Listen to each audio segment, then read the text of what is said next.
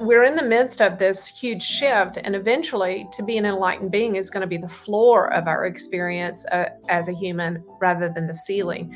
Right now in these circles we think of enlightenment as being the goal, and it is a goal for most of us. But that's going to shift, and there'll be a time when human soul, the human family of souls, enlightenment will be our norm. It will be the floor of our human experience. And what all is beyond that is extraordinary, really, to behold. And there are beings such as Judah that already live in these far, far, far beyond what we would consider just an enlightened being, that are revealing that to us. Welcome to the Consciousness of the Way. I am your humble servant and Sifu, Taoist Master San Qing. And this is a long time coming. I think we're back for our second serving, yet I would rather this be the one that is, you don't blow the Wi-Fi up this time. Hopefully not. I'm going to pray for that, So I really want to welcome back to the podcast, Anjie Hipple, and I am really excited for you to bring your crew in, your fam, and you don't even have to really say much of anything. We're just getting high on your own supply, and I'm getting high on it too. So I want to welcome you back to the podcast. It's so great to have you here, my dear friend. Thank you, son. Thank you. This is sort of trailblazing that you've been opening up gateways for so many different people across the digital platform. And it's becoming really clear that you're building a really profound community of people that are remembering who they are through the transmission of the Judah family. So why don't we just, again, because I haven't published the first one due to the fact that it was a little weird, but I might, because you're going to become such a celebrity. I'll be like, I've got the lost tapes. I've got the lost tapes of an interview that we had. So why don't you just share just a little tit about yourself leading up to this point? Sure. Well, I'm just a nobody that's on a spiritual journey, like so many people that are listening. And I had a few years ago, I had an awakening, which, like most people that have an awakening, there's a lot of difficulty usually in life circumstances that kind of break you open, wake you up. I had lived my life as a fundamentalist Christian from the time I was about 7 or 8 years old up until my mid-40s, when I underwent this kind of cracking open process, and began to question everything I'd been taught, all my perspectives and ways of doing life, what I thought about God, what I thought about myself, all of that coming into question. And so I was, during that time, began having a radical shift and imbibing on spiritual materials, just like what you and I are creating in this moment. I laid my Bible down, which I'd probably read cover to cover many times in my lifetime, and began to explore texts like the Tao Te Ching and the Bhagavad Gita, and listening to enlightened beings like Osho and Eckhart Tolle, and all, whatever I could get my hands on, whatever little thread I could find, I would pick it up and follow it all the way back to the source, and began to sift and sort through, and just began to be transformed. And my new husband, in that awakening process, I ended a 27-year marriage, and then fell in love was probably a loose word. It was more like I got thrown into the whirlwind of this very enlightened gentleman. It was, I believe now, for years, if you'd asked me, is he a twin flame, we both would have said, nah, I don't know about that stuff. But definitely, this gentleman is my twin flame. We have been the intensity of growth and pressure and beauty and difficulty, in this enlightening process. We've both been so instrumental for each other in that. But along the way, a few years into this process, I contracted COVID, and I went down hard with it. I had some fallout with my nervous system, my lungs, my heart, some things going on. So I ended up being sick for 2 years. And I mostly just sat in a chair like this one and did nothing for those 2 years. I could do very, very little.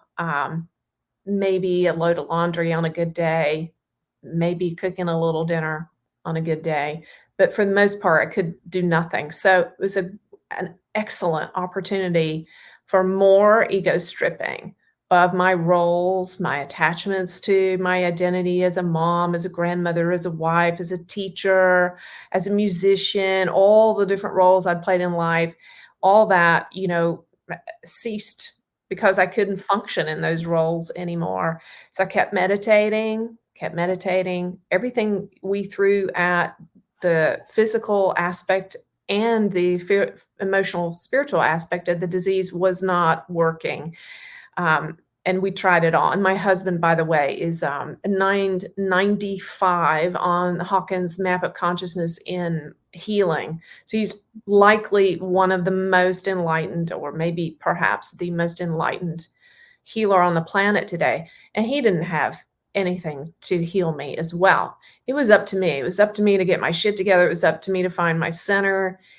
It was up to me to become the creator, infinite creator being that I am. So about 2 years into this stripping, one evening, Chuck and I were sitting on the couch watching a channeler, and channeling had been a lot of my process, my spiritual growth process. In the beginning, I thought it was bizarre and weird, just really weird. And of course, because of my Christian background, I'd been taught it was like voodoo or witchcraft or something really dangerous. But in my growing process, so many times the messages I would hear from channelers would be really helpful and transformative for me. So I became open to the phenomenon, but it wasn't something I wanted to do at all. So Chuck and I were watching a channeler that night, and he looked at me, he said, "You could do that." And I'm like, "All right, whatever." Just wasn't in the mood to say no to anything at that point because I knew that wasn't going to be good for me. The universe doesn't like for me to say no. And so that night, I started channeling this beautiful angelic collective called Judah. There are 350,000 angelic light body souls. And I was instantly healed physically, immediately healed. And my life has been transformed since then. Now I still have my problems and things going on, but everything's easier with angels. And so over the time as I've worked with them, these angels called Judah, I begin to understand that this is my oversoul family. This is my higher self. My higher self, as is everyone out there that I'm speaking to, your higher self incorporates all the lifetimes you've ever lived in, every incarnation you've ever had. So when you are really truly connected to your higher self and channeling, or I will say channeling, I think that word can be kind of limiting. I prefer to say communing. When you're communing with your higher self, you're literally tapping into all the wisdom, all the insight of every lifetime you've ever lived, are living, or will live in the future. You're tapping into the wisdom of every life experience you'll ever have as a soul, from the moment you separated out from source to the moment that you return back into source. So my understanding of Judah is that there are 350,000 incarnations of an individualized soul or soul family, and those are in the past, parallel, and future realities. And I'm just one of those. I'm one of those 350,000. Some of the others in the collective are Jesus or Yeshua, Judah of the Bible, of the Hebraic tradition. Sekhmet of Egypt is one of those. The three Pleiadian sisters are one of those incarnations, and there are many others. And we all have that sort of heritage. We just may not be aware of it, may not have the information yet, but we all have interstellar heritage. We all have a long history of an inheritance on the earth from our soul family. So when I'm channeling Judah, I'm literally bringing in all the wisdom of all of those lifetimes. Yeah. And, when we face different challenges in life with our kids, our partners, our animals, our boss, whatever it is we're going through, there's some aspect of our higher self that's already been there and done that. Already been there, already done that, right? If you've got a kid that's addicted to drugs and you're just trying to keep them from killing themselves, there's some aspect, some incarnation of your higher self that's already been there and done that with a child, or that's already been that child. Yeah. And so we when we get tapped into our higher self, I think in our culture, words become so meaningless in a lot of ways, or so limiting and confining. For instance, I was in 12-step many years, and we heard this word higher power. Well, what is HP? What is higher powered? Is it Hewlett Packard? I mean, what is it? Yeah. But when you say higher self, man, we have no idea what we're talking about. We're not just talking about who we are in our best moments in this life. No, we're talking about the wisdom and the angelic power, the divine, raw, supernatural power of our enlightened selves, in so many different realms of time and space. Yeah. And so if you do nothing else today or this next week, start asking your higher self. Say, hello, higher self, oversoul family. I don't know who you are, what your name is, but I want to get tied in with you. I want to get hardwired into you, right? Everybody has a Judah. Everybody has their own Judah. My husband's been on this journey with us for a while, and as I said, he's a really astute, enlightened man, but he doesn't have this sort of connection, or doesn't seem to have this sort of connection that I have with Judah. So he's been saying, well, where is my Judah? Who is my higher self? And so I keep asking, hello, guys, when are you going to show up and answer this request of Chuck's? And so the other night, after his kind of badgering the heavens, we'll say, for this information, I felt this energy come in, and it was so powerful and so strong, and it just gave me the chills, and I wasn't sure if I wanted to run and hide or if I wanted to say hello to this energy. And I asked Chuck, I said, ooh, do you feel that? What is that? He said, oh, I see several pairs of eyes. And he was seeing these sort of reptilian, snake-like eyes, glowing eyes. And he saw several of them. I said, oh, gosh, it's some reptilian being. And I could sense it. It just it felt like that, kind of snaky and powerful.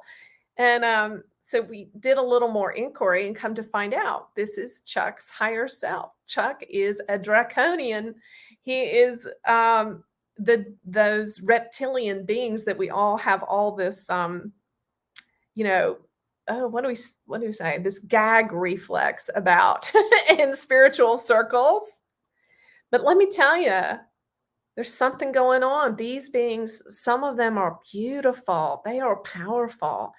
And if one of them would incarnate as my sweetheart, Chuck, who is a very loving and powerful healer, I can tell you that there's something going on with that race. Something beautiful is going on with them.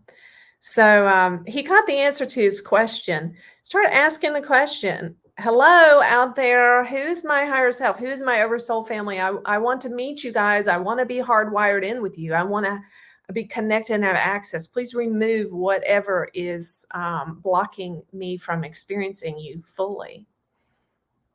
Right. Yeah. I mean, it's an interesting path, the whole stage of, I think I would like to go in the direction today, because you've become so seasoned and mastered in what you're doing. What I find over all these decades is the lack of, for the seeker. Now within Taoism, we have a 9-stage, very clear path to the mother, which is the source of all things. And it starts with the physicality, and then there's the physical body, the energetic body, the spiritual body. It then goes into the sun body, the earth body, the moon body. And then finally you move through the oneness body, the ultimate body, and then the being. And that is the true like accelerated levels of awareness from a Taoist cultivational practice. And so Yes. from an internal alchemy, which I'm a little biased, but we're second to none when it comes to internal alchemy. Now, that is, in my opinion, critical because Hmm. over all these decades, I get the same outcome. Most people, light workers, psychologists, psychiatrists, attorneys, healers, Reiki masters, Qigong experts, who, whatever it is, you're a janitor at McDonald's. No, you're the guy down the street running the slots at the local pokey. Whatever it is, people tend to not understand the fundamentals of wherever your attention goes, the energy flows. So, Exactly. in essence, we have this situation where, in a lot of cases, like my teachers from 30 years ago, yes, they were a little older, but they've all burnt out and died because they've the old expression "sell your soul," right? Hmm. There's that true essence of the Jing that we talk about as Taoist, which is the constitution that you're born into this realm with, and then we have a battery pack, and normally I've never seen 100%, but normally people come in about 80, and Hmm. then their disposition of their hereditary gene expression will be problematic until otherwise noted, until you are able to cultivate. So the purpose of a Taoist internal alchemy is to bring that battery up to 100%, then multiply it from 100 to 1,000, from 1,000 to 9,000. We like sitting there around that 9,000 mark. Very interesting, but we could go infinitely, and understanding that your juice is never ending. Like I had a podcast the other day, not so long ago, 7.5 hours, and people were like, "Excuse me." And my kids look at me, and my eldest one is 12 years old, and they look at my wife and I, and they're like, "You you don't stop that. Like when you get going and we're doing projects or we're doing whatever, and you're acting like you just got up and you just had a cup of coffee, you're jacked out of your mind, and you just I'm dragging my feet. I want to just fall into bed and melt into the covers. It's like midnight. We got up at 6 a.m. You want a breather? It's like energy. It's all energy, right? And so, Absolutely. when we get to the fundamentals of realizing the physicality, understanding the true essence, the fortified essence is the energetic potential of this physicality, and realizing that through the nurturing of your eating processes to sustain or sustenance, and for a Taoist, it's a resting sort of state, and ultimately eating one meal every second day is the peak, and you get juiced up to your eyeballs. You're never exhausted. Within Taoism, we speak about it as you, the universe, the mother, is a bellows. It will contract and expand infinitely. Man Exactly. is man is not like that. Man does not have that potential until otherwise noted. So until you recognize you are not the physicality, you will always be spent. So I would love to start there, and Mhm. your insight with Judah and everything else, because this is something that I teach people, and all of a sudden they go, "What was I doing?" Well, for a sliding scale healer, you were selling your very essence for $39.99. And Mhm. it's like, I feel exhausted. I'm a massage therapist. It's like, this is the very fundamental problem. And if you can't see it, you need to cultivate the practices, and we have them within Taoism, where you see the energy instead of going, "I'm just feeling it, it's good, it's like bad, it's good, it's contracting, I'm chilled," whatever. You need to see it. You Mhm. need to be able to discern enough from what it is, but it's only fear based if that's how you're perceiving your reality. In any Mhm. case, I'm going to be quiet right now, and I would love Judah or yourself to step in, because you're the That's same thing. beautiful. Yeah, that's beautiful. Thank you for all of that. Well, it makes me think of, when my son was very little, 2, 3 years old, people would give him money, grandparents and parents, and, he'd clean up his room and get a little money, and he would keep it and keep it and keep it and keep it and keep it. And this little guy was so young, but he could hold on to $100, $200. And I remember taking him one day to the toy store he said he wanted to go finally and spend this money he had, a bunch of money for a little kid. And he looked at everything and he took his time and chose a few things. And he really looked over everything in the store and made sure he had the right purchase. And he got to the cash register and he looked at me and he said, "Mom, do I have to buy it?" I said, "No, honey, you don't have to buy any of these things. You can keep your money if you want." And you know, that little guy left all of those toys right there on the register and he walked out with his money in his hand. And see, this is what we are not willing to do. We got to learn that, well, first of all, we are a funnel for an unlimited amount of energy. But like most kids, we just go and blow it on the first thing that comes by instead of being like that little guy and learning how to our energy, hold our energy, hold our tongue. Yeah. And when we want to spend it in a way that is worthwhile, that makes a difference, is aligned for our soul, that's transformational for somebody, and spend it from this high state of our unlimited capacity, knowing that it's immediately replenished. When you spend your energy in alignment with your higher self and from your center place, then it is immediately replenished immediately. So it doesn't feel like an expenditure. But, we go around in this world and we get gather a little bit of energy and we just blow it on the first thing that comes by or the first worthwhile, endeavor or idea or political party or whatever. And we're sloppy like that, right? So we have to learn how to be a bank, be a Fort Knox, right? Just let it stack up and stack up and stack up and stack up this energy until we're so overcome with it that just people get around us and they just get transformed because it's just oozing then out of our pores. But we have to have some stewardship, right? Like you mentioned, about eating. One of the things that we do consistently in this culture and in other cultures is we just eat dead stuff. We eat dead shit. And so we're bringing energetically into our being. It's like swallowing bricks. And fortunately, it keeps moving on out most of the time, but not all the time. But we don't need that stuff. What we need, Judah has taught me, is to eat things that are grown in the sunshine. If you can, eat things that are still warm. Pluck it right off the tree and eat it if you have that good fortune and grace in life. But eat things that are grown in full view of the sun. Why? Because they're full of photons of white light energy. And all we need to live and thrive as a physical being is white light energy. So whatever we take in, we're ingesting is only in the hopes of replenishing our energy. But we are naturally storehouses of energy. And Judah's talked to us about the fact that we're actually evolving into a new human.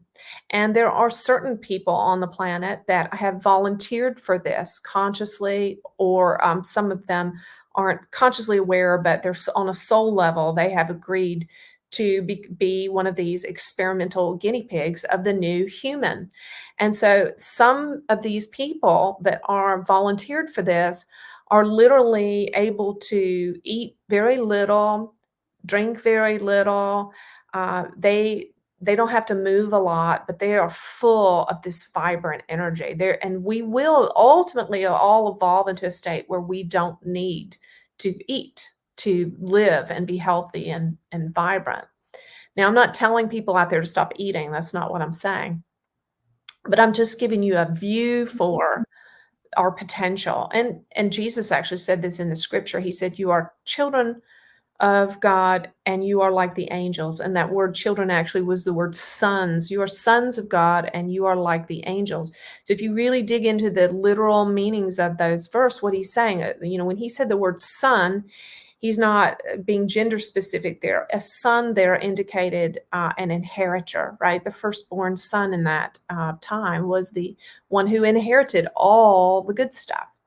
So Jesus is saying, you're all inheritors of God, and you are all like the angels, meaning having an angelic light body. We are all headed back into, even when we leave this fleshly, earthly body, then we inhabit our angelic light body. You spoke of the light body, and I know, brother, that you have a lot more insight into that than I do because of all your experiences and studies.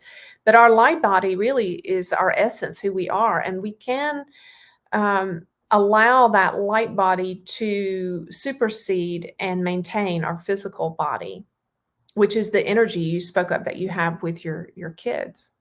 Yeah, yeah. I mean, within the Taoist practice, let me see. I've yet to find something in the Western world that would even hold a candle to the stuff that I've been training people for 20, 30 years. Even the stuff I was given from the monasteries that I was ordained at is problematic in of itself because it can be doctored and manipulated by the realm of man. So I've taken all the foundational stuff that is ancient practices, and then I've gone directly to the source, which is my teacher Lao, which I just get the direct information from all of the three pure ones. Strangely enough, I just finished transcribing and published the Tao Te Ching for 2024 with Lao. And Beautiful. what that is with it from a Taoist path is it's actually the magical register. So when that resonates, as it does with anyone that I ever mention it to, they go, holy crap, that makes sense. Because every verse is an incantation, and each incantation has levels of conscious creation that takes place in it.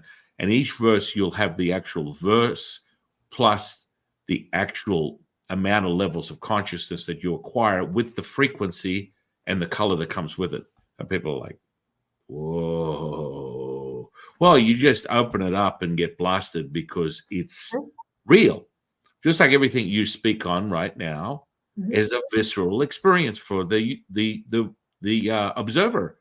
There's a visceral. That means that we don't have to go to Google to determine what you're saying as being valid in information.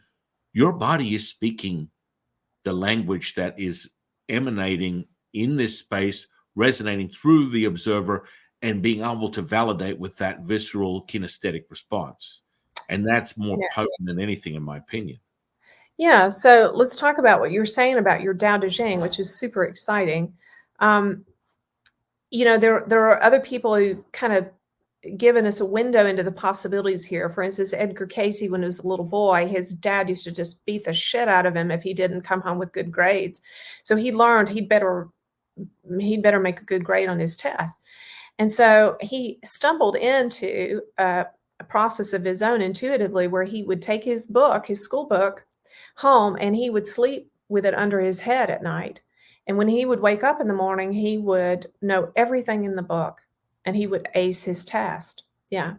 So there is a way that we can, that information, high information, wisdom, and insight can be transmuted or transmitted into our body, which is what you're speaking of. And so we can even hold these sacred texts and just allow the wisdom of them to come into our being. Yeah. And so, the mistake that we've made in all religions, and this is just my very humble opinion, all scriptures that were written by a man or a woman who was having a real energetic encounter with the divine, a powerful, real personal encounter with the divine, and they sat down and wrote out those scriptures. And that's why we value them, because that's what we're all seeking. We're all wanting this real personal encounter with the divine. The problem is that we build up structures and ideologies and even physical structures around these things rather than understanding, oh, that's an experience that person had. Now let me have my experience. So it's for us, Judas taught us, it is for you to write your own sacred scripture. You are the sacred text. You have an experience with the divine. There is an experience for you to have that is radically transformational, that would be worthy of a scripture being written about you and your experience with the divine. Right? Jesus didn't come and have this experience for us to, build up a structure and worship him. I encountered Jesus not too long ago in a meditative experience. And the first and only thing he said to me is, do not worship me. And that really upset my little fundamentalist Baptist ego conditioning, but he's only showing us, and Lao Tzu and others there are only showing us what's available to us. Yeah. And so we need these sacred scriptures until we get to the point that we wake up and say, oh, I don't need those sacred scriptures because I'm going to have the experience now and it's going to be unique to me. We need them until we don't need them. Just like the Bhagavad Gita. I'm telling you, anybody that would stop what they were doing right now and just spend the next year soaking themselves in the Bhagavad Gita, soaking, like you were talking about, imbibing on it, feeling the energy of it, owning it, would be radically transformed by the end of that time. But even the Bhagavad Gita itself says scriptures are only for people that don't know, meaning scriptures are only for those who haven't had an experience. See, if I've had an experience of, let's say I've stood on a volcano, I've stood at its mouth and I've felt the fire spit in my face and touched it and felt it and experienced it. I don't need to read a book about it, you know?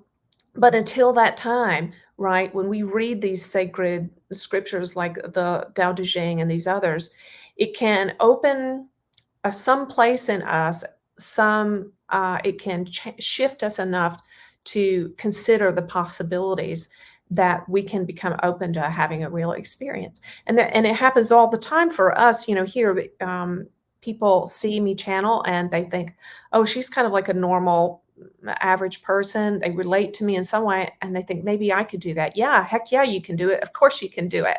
And so we help them to start doing it. Channeling is not for like, the stars of the new age culture. Everybody is a channel. Everybody on the earth has the potential to be divinely, uniquely connected to their higher self and source. And even Judah jokingly told me last week that they want me to say I'm a funnel rather than a channel. Yeah, so fun because it's a lot of fun, right? And we are just funneling in um, divinity. That's all. Light, photons of white light energy. Amen to that. I agree with you 100%. The biggest problematic roadblock for 99.9% of people is they don't have a method. And that's why Taoism is second to none. Not just any Tao. Look, propaganda, no, because I've been doing this 30 years training people how to master the energy.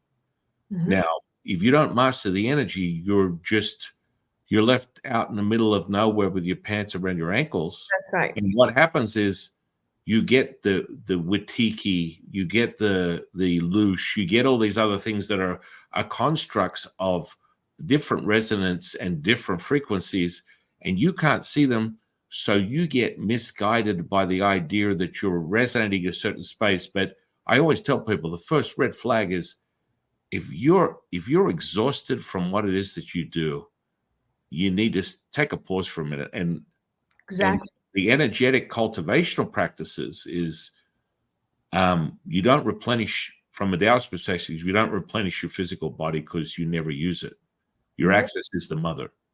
So when you go through the ascension, like the ones I spoke of in relation to identification at the highest point being is accessing what we call the center point between the breath in and the breath out, the Wu Ji, which is the mother.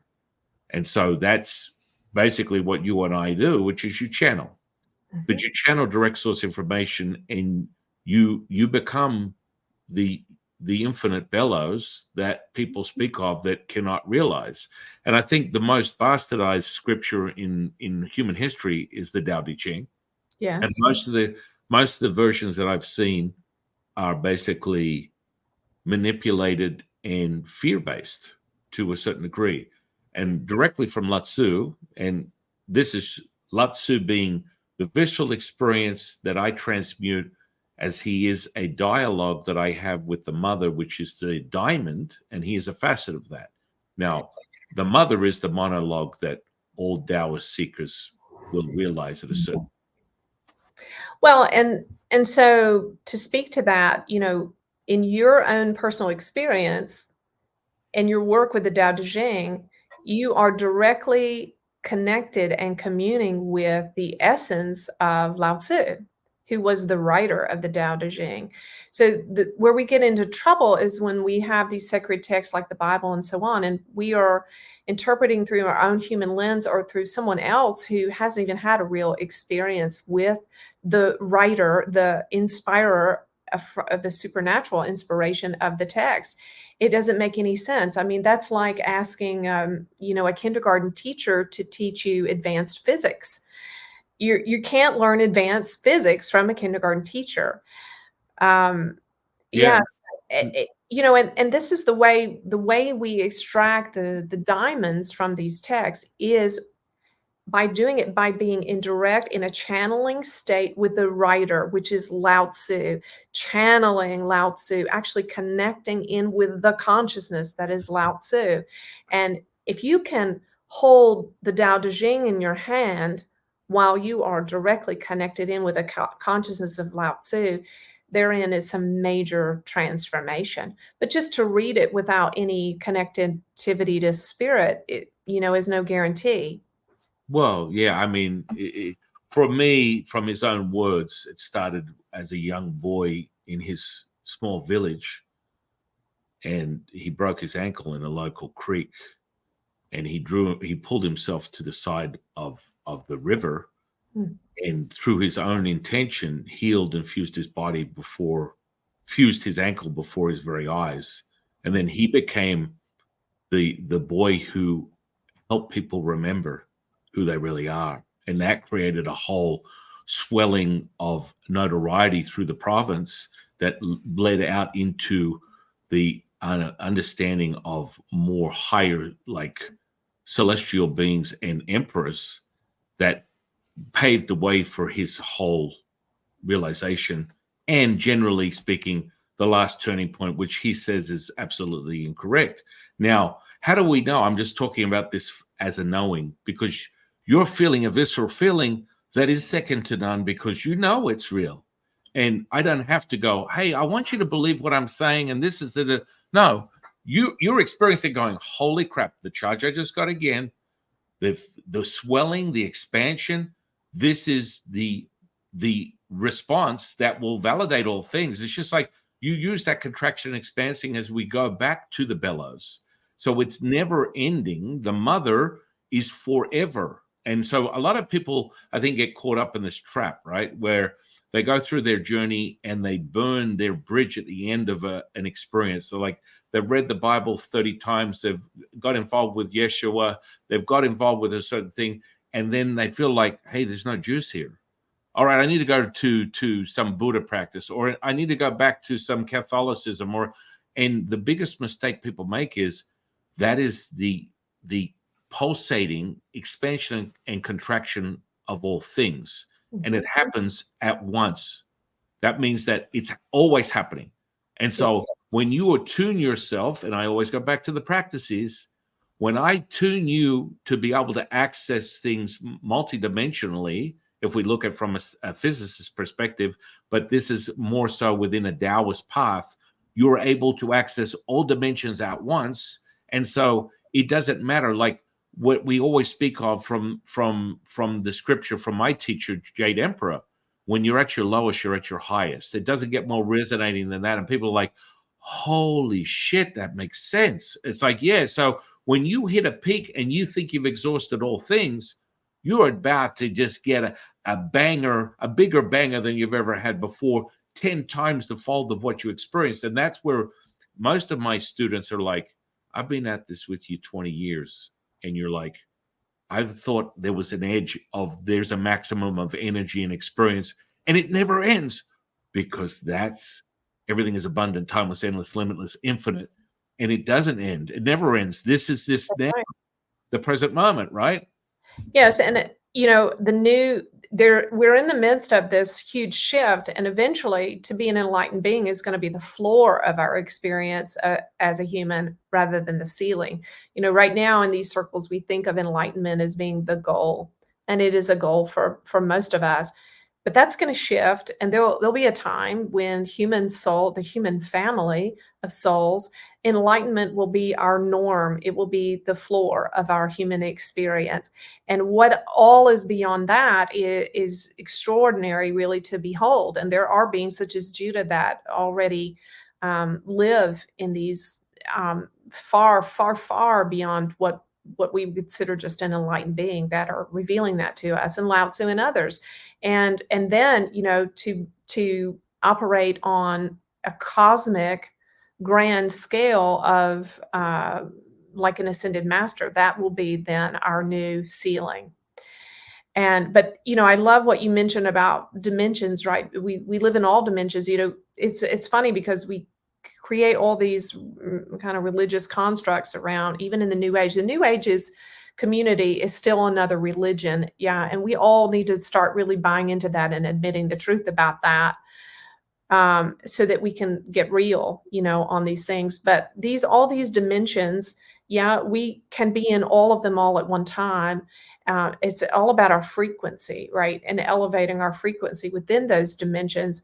So, sometimes in our circles, there can be this kind of competition. Well, she's channeling a ninth dimensional being, and that has to be better than a fifth dimensional being, and a 12th dimensional being. Oh, I should listen to that. He's channeling a 12th dimensional being. Well, there's something to all that. But, in the end of it all, do we love, right? I want to, personally, I want to be the person that will work with anyone, be they a suicidal person, a sex slave, trafficker, I don't know, whatever we consider, in our own judgment to be the bottom of a human experience, all the way up to an enlightened person. And to be God in the earth, to be God is to embrace all of human experience in every dimension and every range of frequency, and to show up as God, as divinity, to all of those people in all realms of time and space, in all dimensions, and all levels of frequency, to bring in the God frequency to those people. And so I still hear, for a lot of us in our realms, there's like a permission that we've given to one another to see ourselves as separate or better than others who are at a lower level of vibration, or a more difficult circumstance, or whatever, however we see it. And I really want to see that end. Yeah, I really want to see that end. I want to see that, and this is Judah talking. Yes.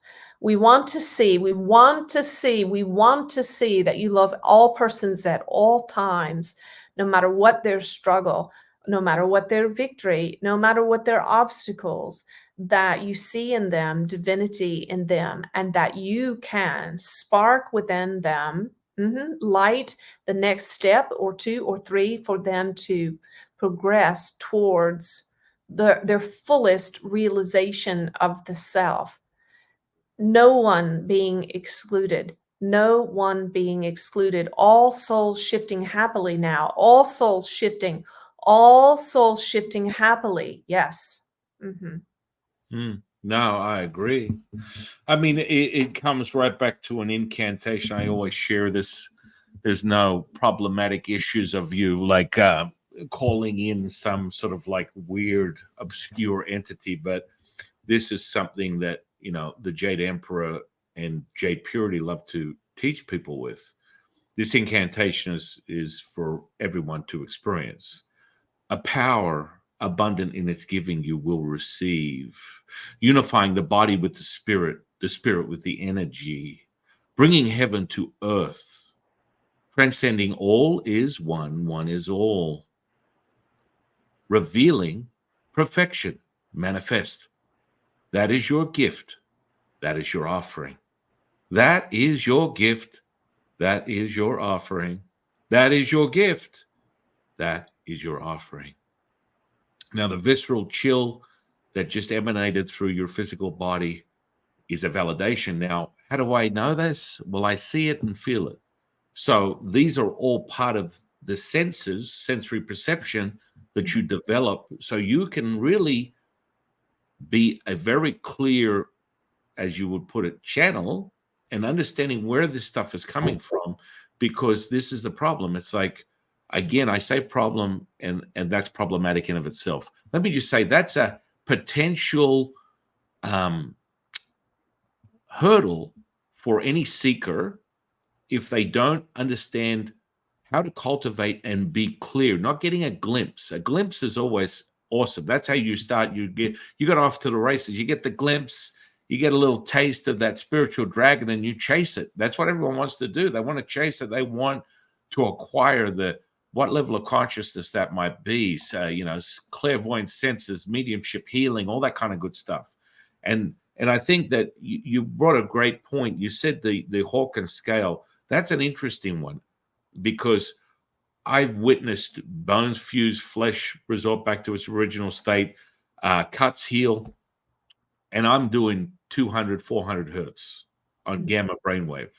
So I'm not hitting the 963 or whatever that might be. Now, this would be quite clear and self-evident in the sense that if we're all operating all at the same time, which is the truth, and the distraction is that we believe we're not, and that's the part you get a little sort of caught up in. What?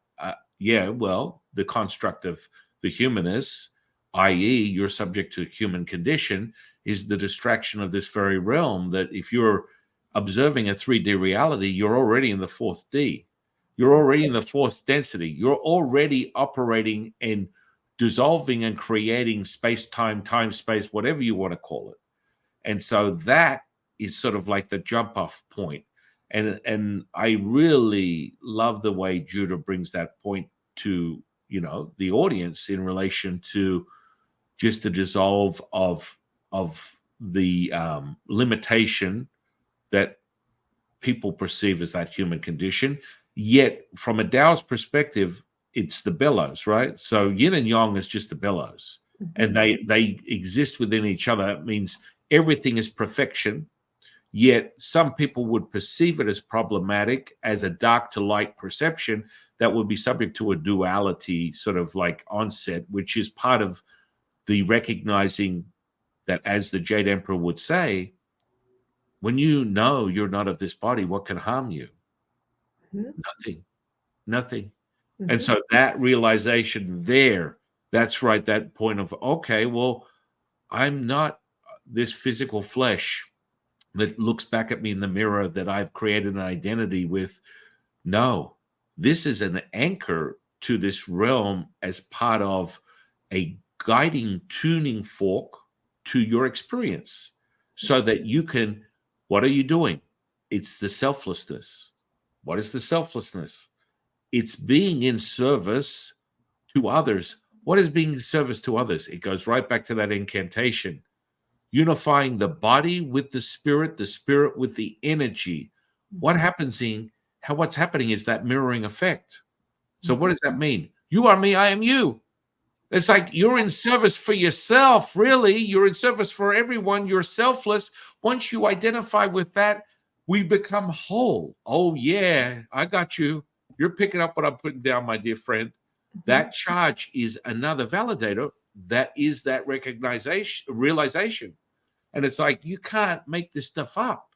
It's like, so when you're in a selfless state of unconditional love, you are in service to help and heal others at the highest level, accept and love all. That is just the true nature of all things. This is part of the human condition. And then you embody that as the mother. And we have this profound moment where most people are set in the resentment and the limitation of their human condition. They're embodying their emotions as if that's real.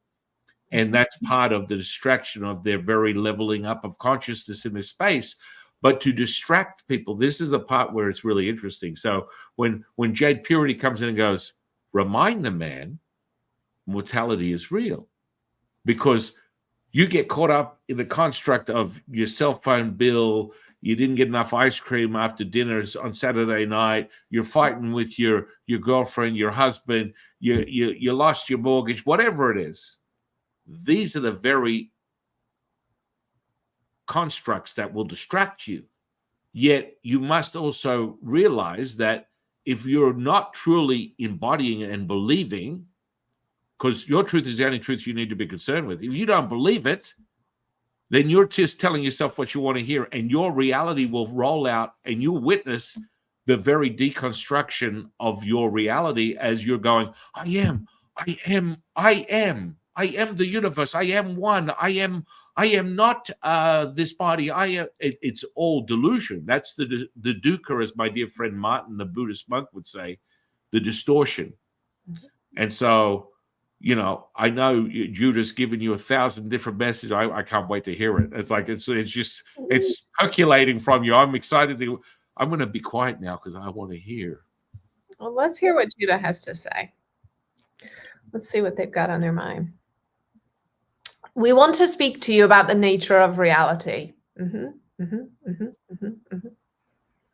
nature of reality is your formlessness, your essence, your consciousness. This is what is most real. And your consciousness has no bounds, no restriction, no limitation. Your consciousness fills your body, your home, your city, your nation, your planet, the cosmos.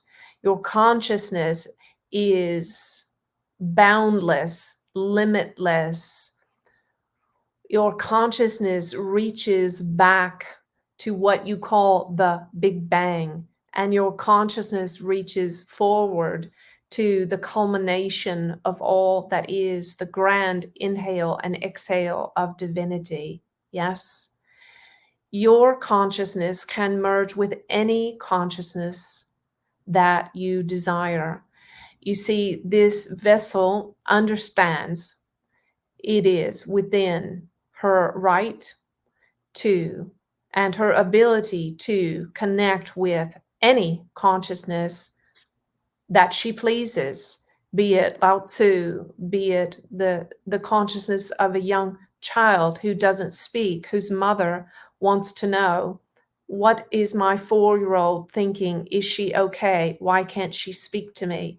And so this vessel can connect in with the consciousness of that child and tell the mother exactly what the child wants to say. You see, you can connect with any consciousness in any realm of time and space in any moment of your experience, because you are consciousness. You are consciousness. Now, another way to think of this is to imagine that all that is, the all, the mother that you speak of, your mother, Father God, is an infinite diamond, is a diamond with billions, even trillions of facets, of faces on this extraordinary diamond that encompasses all that is in the multiverse.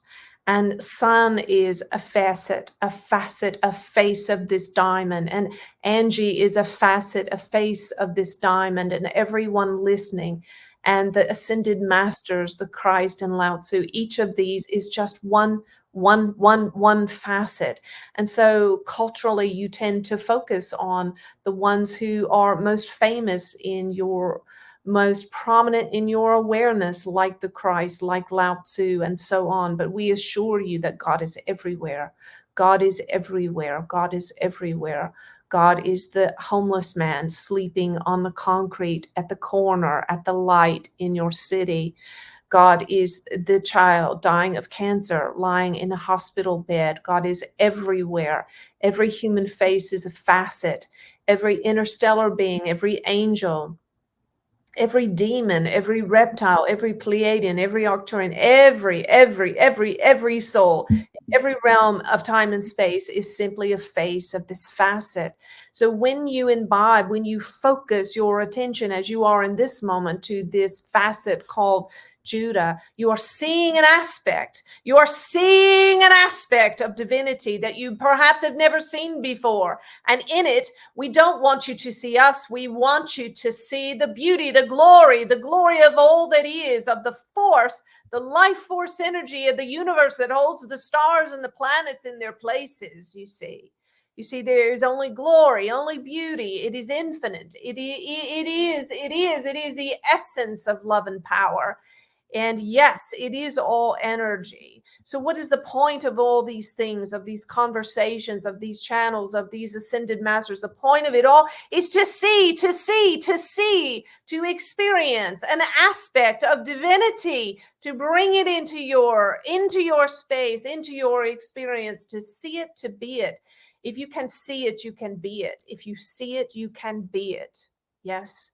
And for there are even those who are watching, even in this moment, who, as this vessel did, have never had a desire to be a channel, but you see, you experience in this moment an aspect of yourself that is yet to be known, to be uncovered, to become a part of your reality. And you will indeed, within moments, you will begin channeling a new and divine aspect of this diamond, of this white light, rainbow colors of the diamond. Good. Amen to that. Yeah, yeah. I'm getting high as a kite. That's the thing. We have a hard time staying coherent for these interviews, don't we, brother? Yeah. I mean, Judah's 100%, in my opinion, from being a seeker and an observer for consciously in this lifetime for over 30 years, I resonate with the messaging. My teachers, the three pure ones, Lao-Tzu, Jade Emperor, Ling Bao, and the others, 171 immortals that I channel, they're all part of the dialogue, but ultimately the mother is the monologue, and they're part of that. They're just a facet of the mother. And the mother always reminds us as a Taoist that the true purpose of a human being's existence is being an ambassador for the earth. Yes. So what does that mean? When you wrap this whole universe up into a fragment of a subatomic particle, that's all it is, and it continues to go forever as an infinite expression of the mother.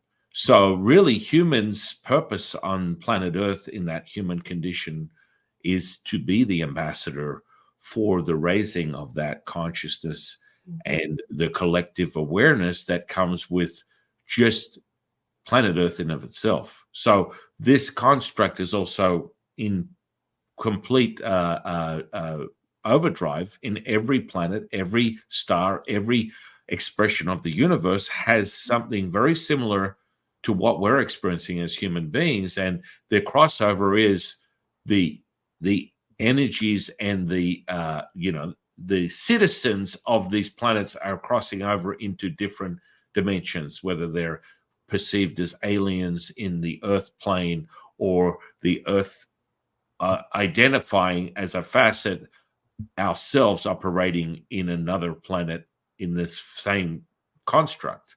And so the concentration of that center point is all that is. And so that's that point which is between the breath in and the breath out.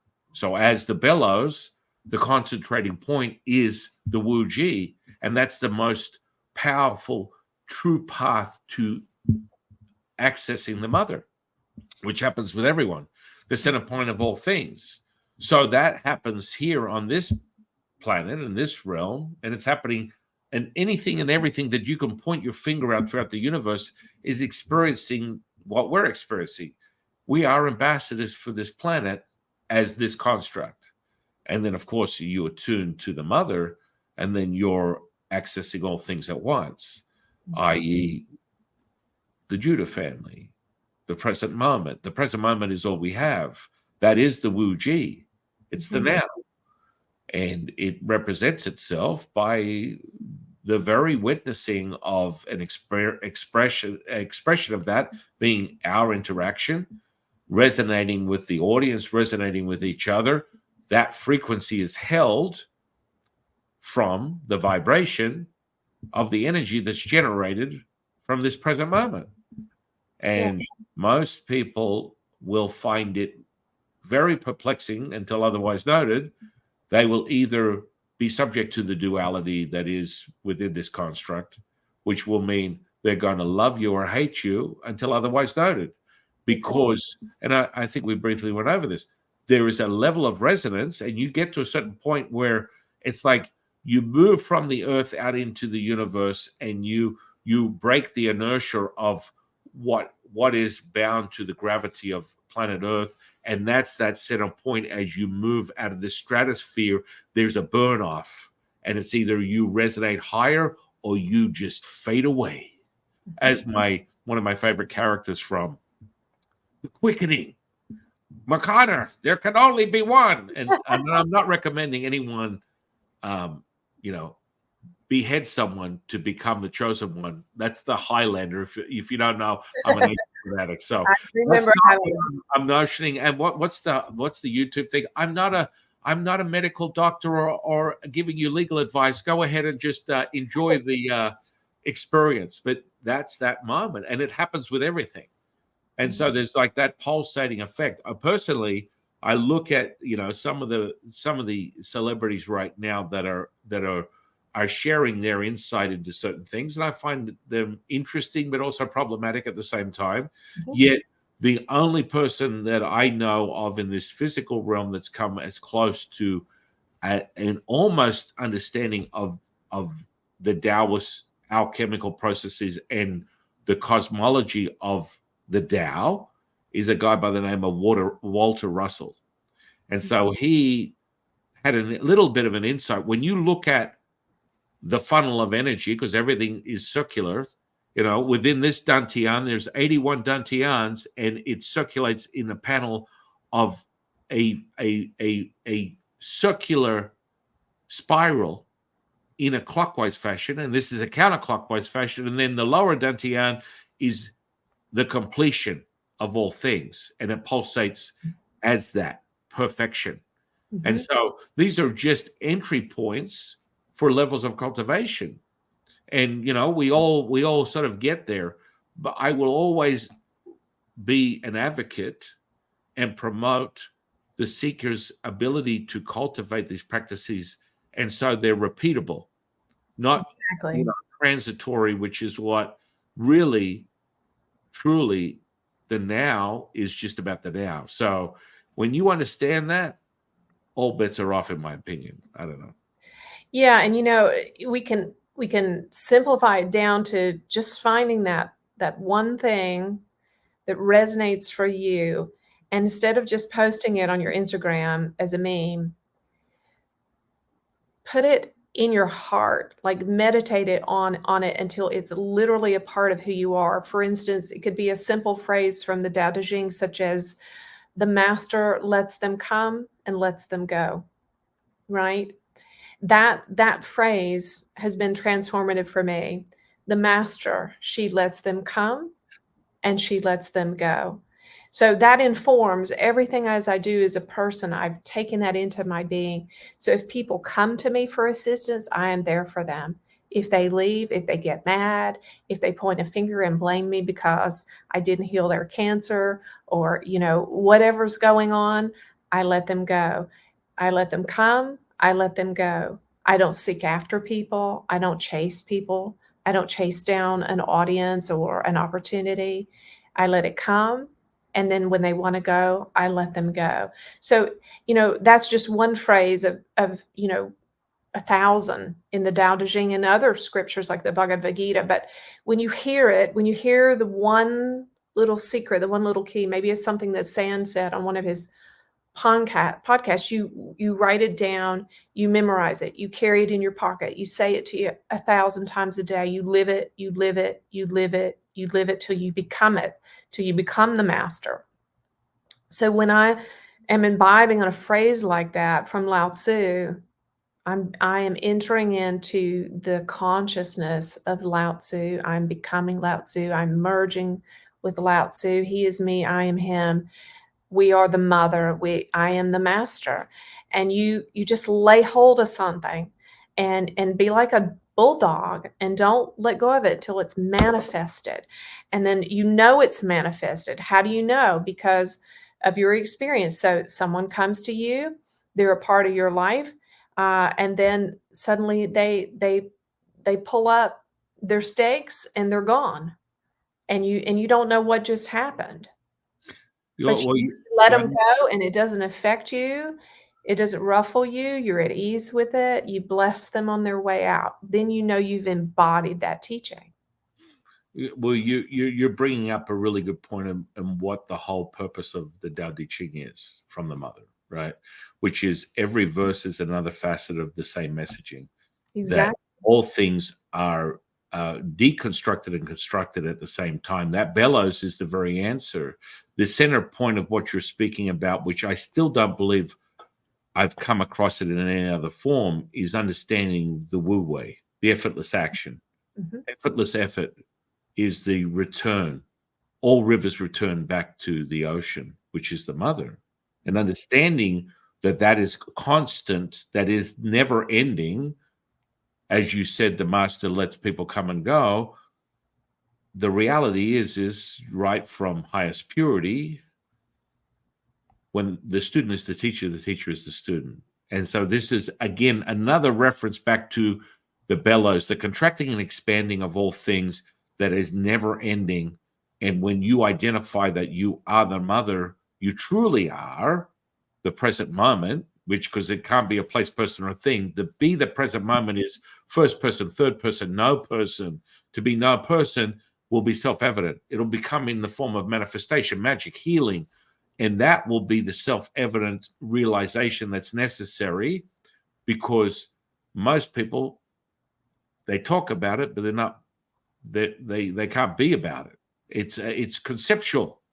And so for that, it comes back to that visceral, kinesthetic, visceral response that takes place. Because if you're thinking, you're not knowing. If you're knowing, you are feeling. This tuning fork is the very self-evident realization for anyone who doesn't have to understand any scripture whatsoever. Your body will tell you. You either like something or dislike something. Now, that can be problematic if you're not finely tuned, because those energetics will represent themselves in a physical manifestation. But generally speaking, you will have a visceral feeling that will give you the bellows effect, the Mhm. contracting and expanding. And Yeah. if you're expanding, always know that if you're contracting, that from that point is a moment of expansion. Mhm. It's like that's that center point right there. That when you capture that mother, all things are realized. The present moment. Exactly. Just like, and there's two ways that we have this journey to our enlightened state or full self-realization. Sometimes there's a grace and the experience just smacks us over the head, and then other times we're following this way, like you spoke of these steps that you present to those that are following you and listening to you. And for them, that is vicarious learning. And I'll give you an example of each. So, we have Byron Katie, who is a beautiful enlightened being on the planet today and a treasure in the earth. And her life was a total shit show. She had no spiritual training at all, zero, none, no religious training, no nothing. Her life was a total mess. She was living in a halfway house. The people in the halfway house were so frightened of her, they actually booby trapped her room because they were afraid she might come out in the middle of the night and hurt them. And one night in this state, she was lying on the floor. She was so guilt and shame ridden that she wouldn't even allow herself to sleep in the bed that was there provided for her. She's laying on the floor, and a cockroach walks over her leg, and instantly she was an enlightened being. Instantly. So some of us have that grace for whatever reason. Life will just happen to us like that, and we will enter into this center point that you're speaking of and merge in completely with the mother. Now, and then most of us, though, we need someone like you with those 9 steps and that understanding of how to incrementally move ourselves towards enlightenment. And that's what Judah has called vicarious learning. And this is wisdom. It is wisdom to find a teacher and to honor them. And it is wisdom to listen to them and do what they freaking tell you to do. If they are living in an energy and a lifestyle and an interior state of being that you want for yourself, that's only smart. to follow and listen and to humble yourself and actually do what they tell you to do. And 95% of why I am where I am today is because of my husband, who is my guru, has been my guru, and he cracked me over the head a million times about my ego and my bullshit. But because I was willing to listen to him and I refused to pack my bags and leave, all of this that's happening for me today is here for me. This is called vicarious learning. I always tell the story of I have 3 kids. My youngest daughter watched the 2 older ones get into all kinds of trouble when they were teens. And she watched them and she did this thing called vicarious learning. She said to herself in her inner being, well, that was dumb. I don't know why they did that. That didn't work out so well for them. I'm not going to do that. And so she had the wisdom to use that experience as a teacher for her so that she could avoid a lot of pain and suffering. And that is why people follow someone like you, someone like myself. That is why people read the Tao Te Ching. It's because they are learning vicariously, and there is nothing wrong with that. And there are people that come into this life smart enough on a soul level that they can avoid a lot of pain and suffering. They can get on the bandwagon with an enlightened teacher, and they can literally do this whole thing with ease and beauty and in a painless sort of way.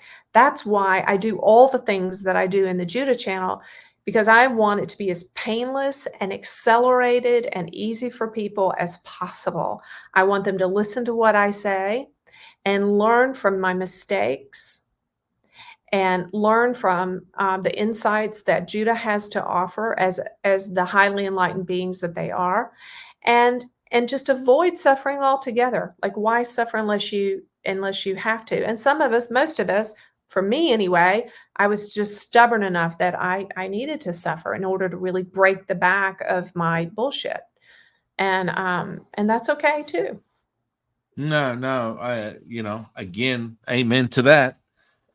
It's I'm at both ends of the spectrum if we actually had one, because 30 years ago I channeled once and channeled Latsu, and my teacher had 60 years in the game on this planet Earth and was like, what the fuck is good? Like, literally, they were the words that, how is it you?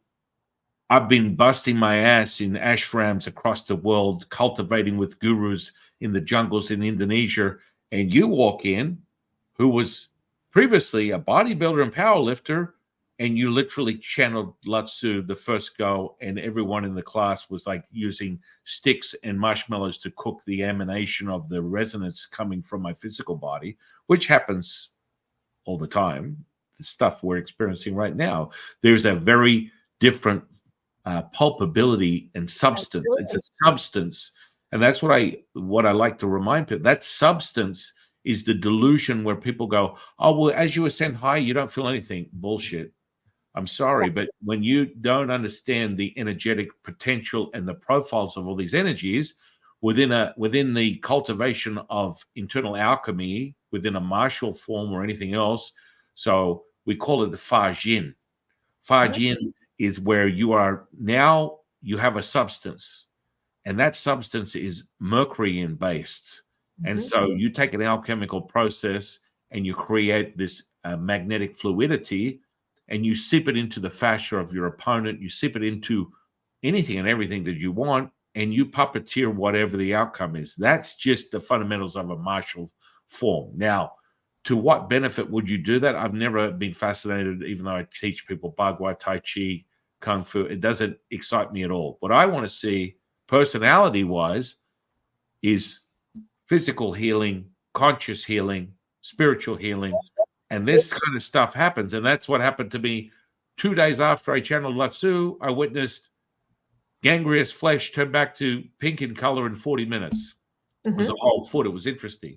So when you speak on this, I want the audience to realize that there are no coincidences when you're synchronizing with this very moment, because I remind people you can listen to my very words and be realized instantaneously. And Absolutely. if you want to unravel it from a kinesthetic, neurological, neuroplasticity perspective, we're using the mirror neurons at the base of your brain, and you basically replicate anything that you experience. That means that, guess what? The 4-minute mile was nothing more than that, because once one person said, the 4-minute mile has been broken. Really? And literally, for human history purposes, was Yes. one of those tipping points where people go, holy shit, in the last 3 weeks, it hadn't been broken in 50 years. And in the last 3 weeks, thousands of people have been breaking the 4-minute mile, because that's what it takes for the validation of that realization. Coming back to that contracting point, the bellows, the mother talks about the bellows, and your low is your high. If you think you're at your lowest, you're actually at your highest. And that is why Judah has pressed me into this work and pushes on in this work, because Judah has said that enlightenment is for everybody. And so this is exactly what you're talking about here. We're mirroring to others, and they can literally step into the transformational energies. A lot of times when I work with people, they will physically catch fire and start sweating, and you'll see the sweat start pouring down their face while I'm talking to them. And they say, "Why is this happening?" And I don't understand what's going on. This has never happened to me before. Yeah, it's the energy, right? It's real. It's real. It is transferable. Science is proving this to us, that we are magicians in the quantum field. Well, it's And the crystalline effect of that particular energy, primarily yang. And when you yeah, see that, that's a resonance of divinity, with the center point being yin. But on a physicality perspective, it will present itself in the yang presence, yet it is perfection of both, which creates that the metal element, which people dismiss, but that's the essence of all things. This is platinum, this is gold, this is silver. Those three dantians merge as one, and then you have this realization. And of course, anyone in your presence creates this crystalline effect that is the alchemistry that we talk about. And you're like, oh, what does all that mean? Well, when you see it, when you train in it, when you understand how to separate the electromagnetic and part them and then merge them together and make them as one, this is what I keep going back to. You must master the energetic potential. And when you fortify that, these are containers. Like, as much as you are merged in materialism as a human experiencer, this flesh and blood that you tap on is as tactile as the energetics that I'll show you how to cultivate.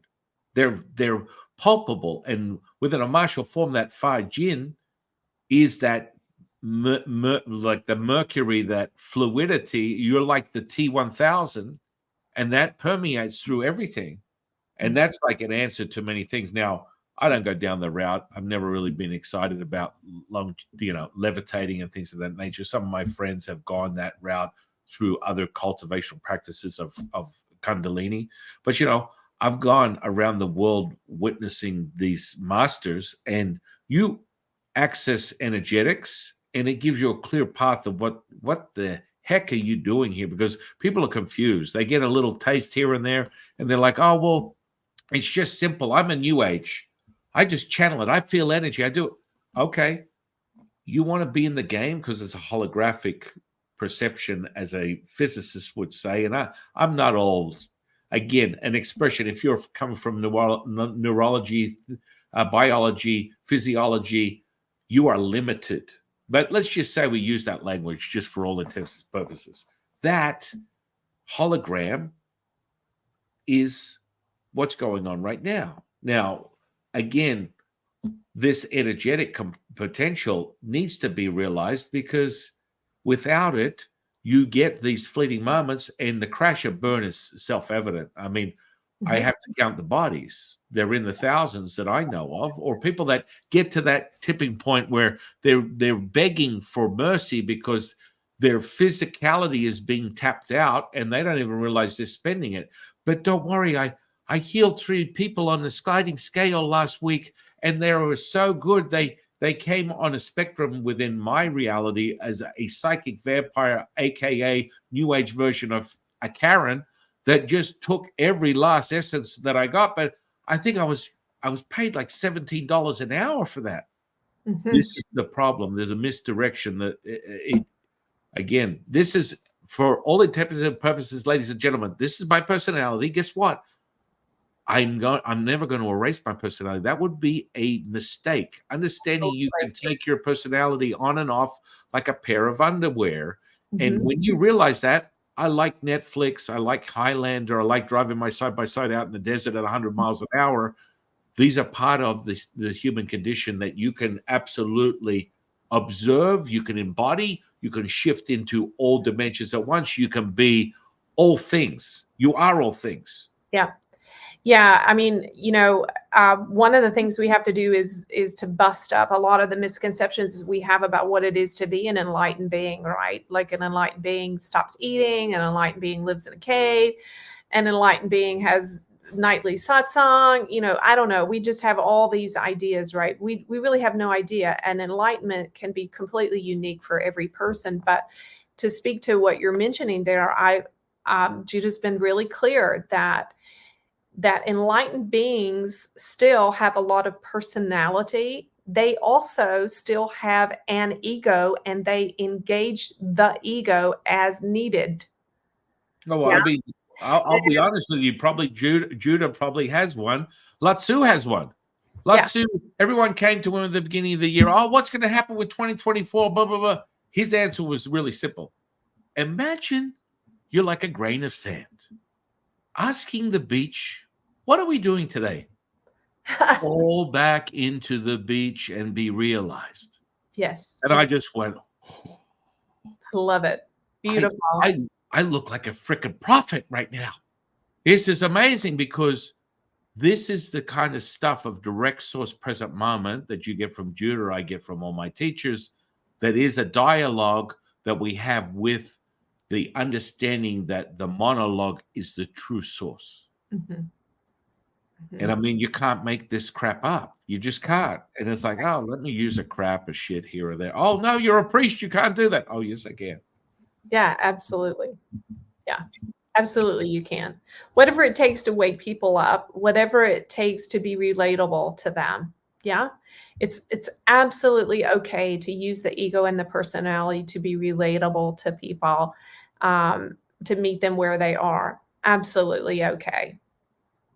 Well, it's like a construct. You see, I always tell people when someone attempts to be offended by your very vocabulary, it's a red flag Mhm. because that's a deficiency that they have, that they demand your humility because they're indeficient in it themselves because of whether mommy didn't give them 3 cookies when they were 5 or whatever the human experience and condition that they're moving through that is a representation of their need to go, that's blasphemous, that's wrong, I'm offended.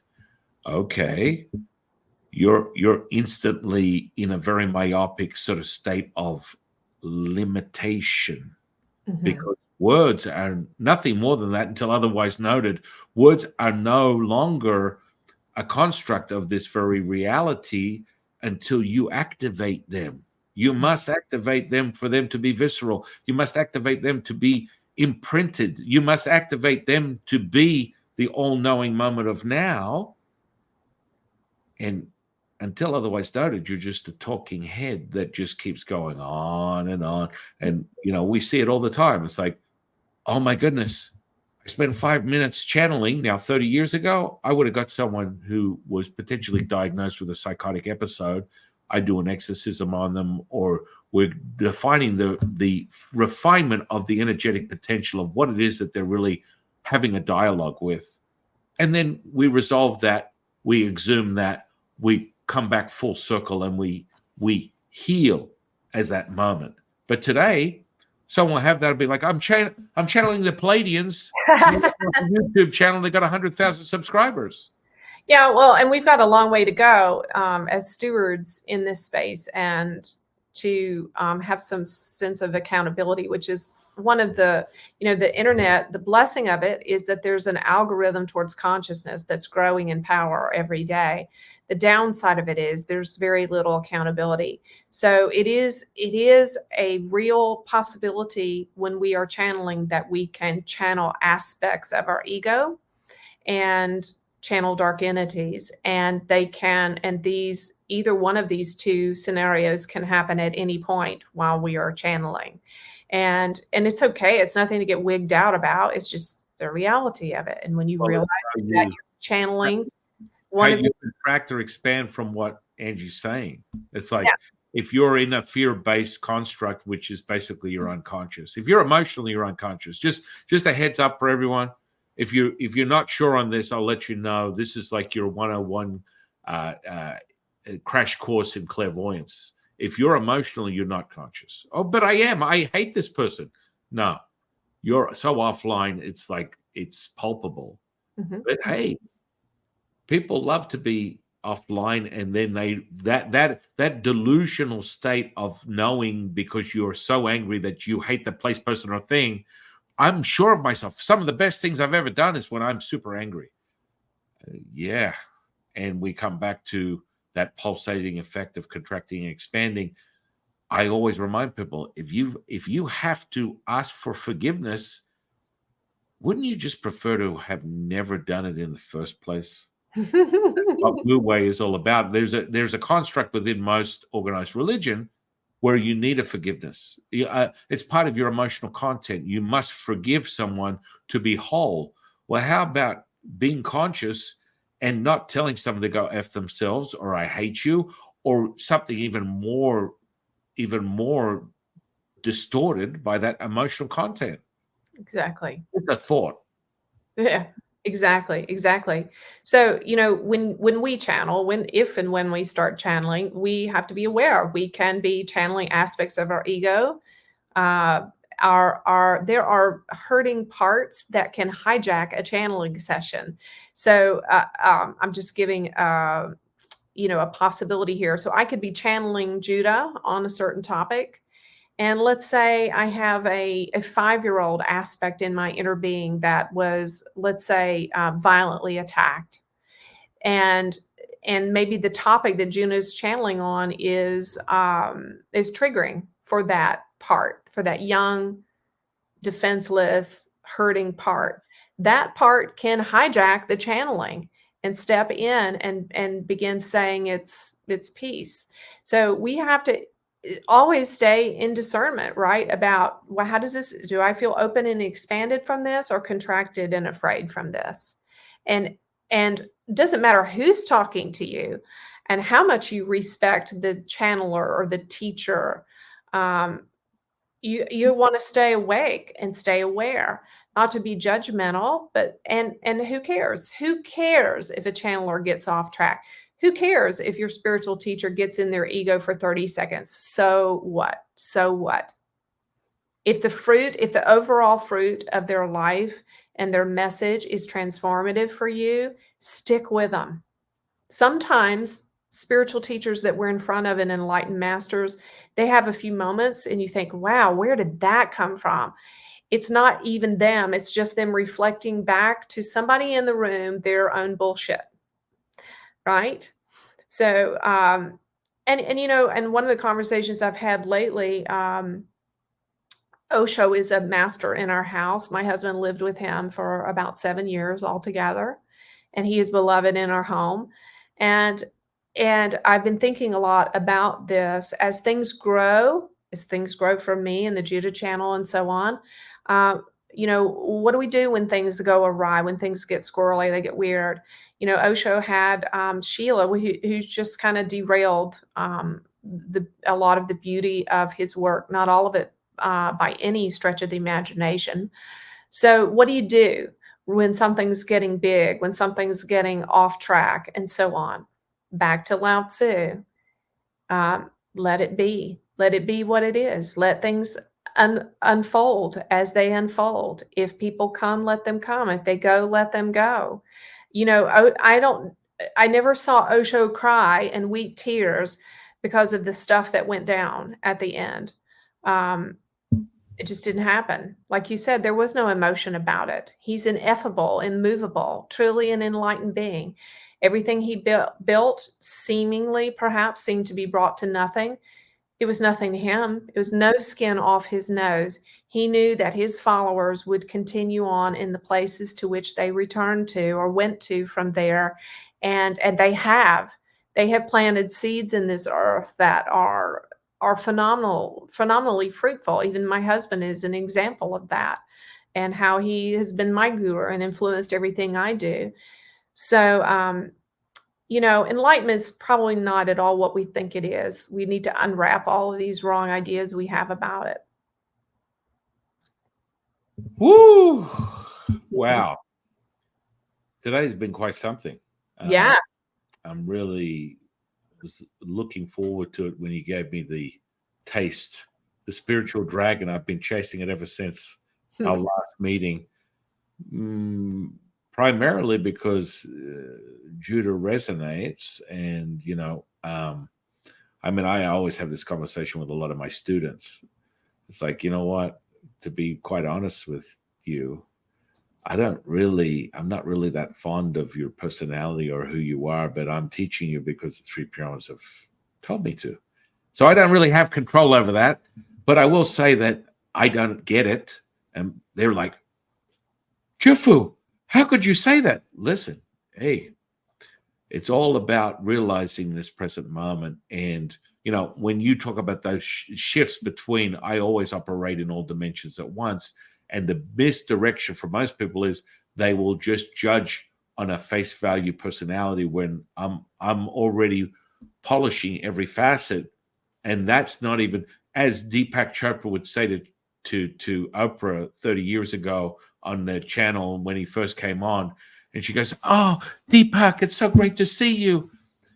And welcome to Oprah Winfrey." And he's like, "Well, my body's here, but I'm not." And they're like, "We'll come back to you right after this commercial break," because it's just too much to comprehend. And the biggest misdirection is that. And when you get these cultivational practices and these pathways, and they're very clear, I mean, I've shared this story before, but more recently it's happened in the past couple of months. I got pulled over by a police officer. I was driving about 10 miles over the speed limit. That resonance is there. I'm high frequency. I represent high frequency. That was an ominous, fearful, anxious sort of officer. Pulls me over. My kids are in the car. My wife's in the car. Wind the windows down. They're coming up behind, hand on the holster. He's got his little, sidekick behind him. And they're like, wind the windows down. And I'm winding the windows down. My wife's there. My kids are there. And my personality doesn't really entertain that type of nonsense at all. It's like, as one of my favorite TV show hosts, Judge Judy would say, "Don't piss on my leg and tell me it's raining, sir." So when I see that, I see this guy immersed in his emotions. He's completely offline. He's feeding all this anxiety and fear. And I go, just one thing. First, why did you pull me over? Second, why are you considering drawing your firearm and shooting my family right now? And there he goes. "Give me your license and registration now." And he's grabbing it. Now, on face value, you're like, this guy's just like completely his personality. Now, before the guy even pulled over and pulled me over, I'd already created the construct of reconstructing his emotional state, that when he returned to his car and he came back, he handed my license and registration and went, "You have got a really nice family, sir. Please don't do this again. And you have a nice day."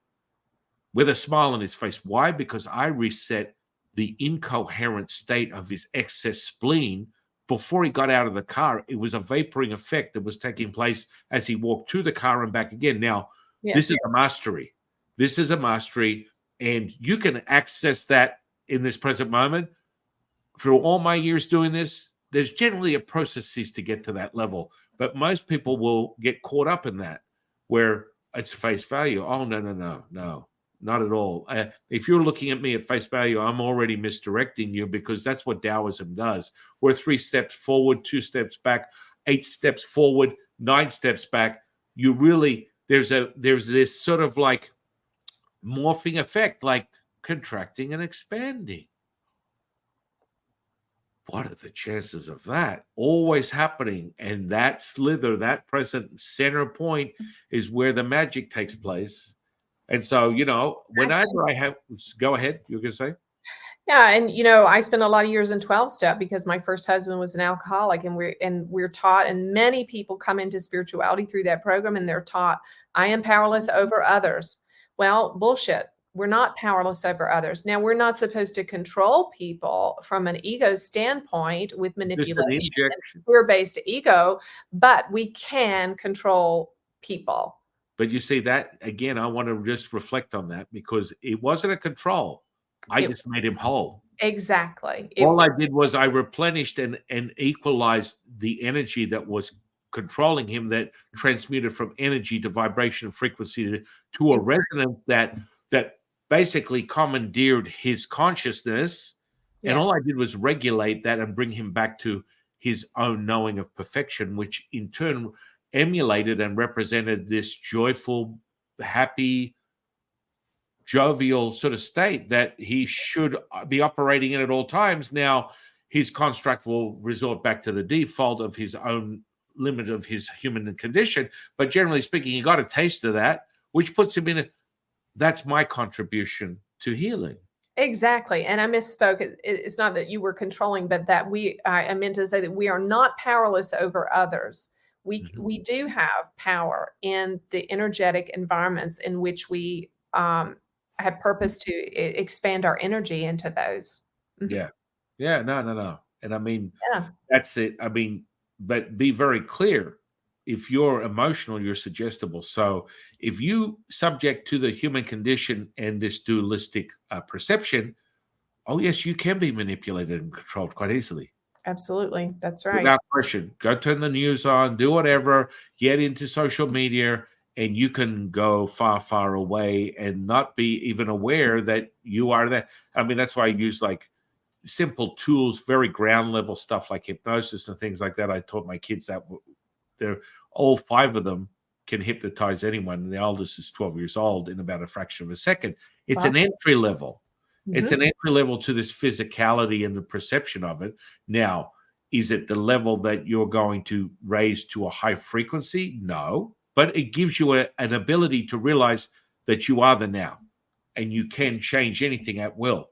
Yes. You can change yourself. You can alter all this noise that you think is your reality.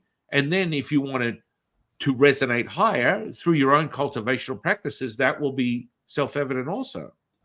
That that's what I notice. Mhm. Yes, good stuff. I love it. But I think we've had an amazing conversation today of Great.